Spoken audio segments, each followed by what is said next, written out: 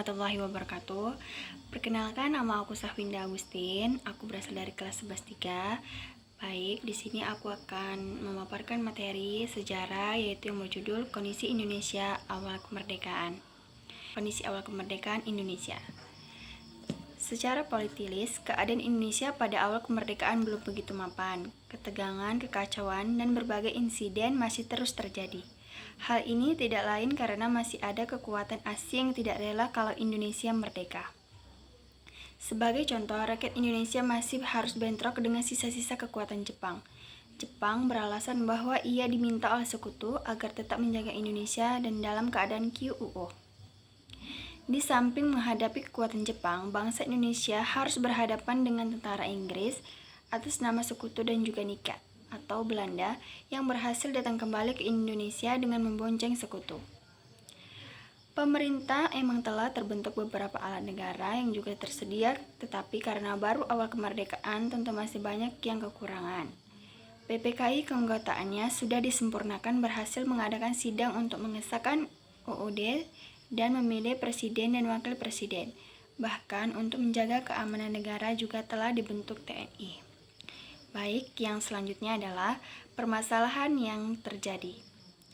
Permasalahan yang terjadi yaitu ada dua. Yang pertama adalah masalah ekonomi, yaitu tingginya inflasi dikarenakan banyaknya mata uang yang beredar di masyarakat.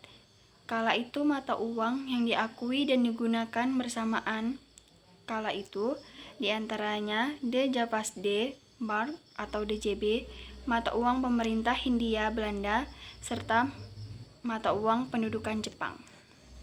Yang kedua adalah masalah politik. Masalah politik adalah keadaan Indonesia di awal kemerdekaan belum mapan. Terjadi ketegangan, kekacauan, dan berbagai insiden, sebab ada pihak yang tidak rela Indonesia merdeka. Rakyat Indonesia masih bentrok dengan sisa-sisa kekuatan Jepang yang beralasan diminta sekutu tetap menjaga keamanan Indonesia dalam keadaan status QUO. Baik, yang selanjutnya adalah sistem pemerintahan Indonesia awal kemerdekaan, yaitu pasca kemerdekaan 1945 sampai 1949 setelah mendeklarasi kemerdekaan pada 17 Agustus 1945.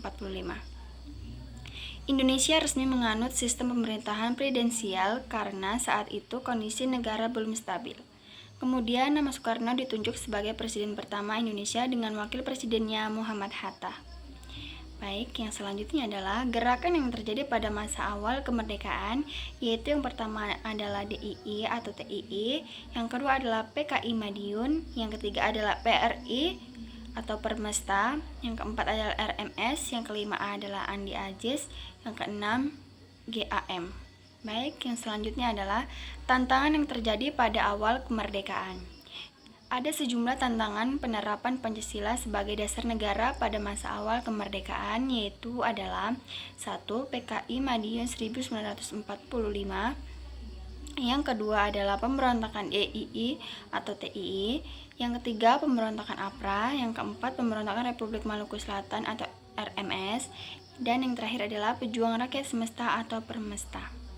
Selanjutnya adalah faktor pendukung awal kemerdekaan Indonesia, yaitu perjuangan rakyat, pemimpin nasional, organisasi pergerakan, Konferensi Asia Afrika, peran internasional, kejadian sejarah dunia, dan runtuhnya kekuasaan kolonial, serta Konstitusi 1945.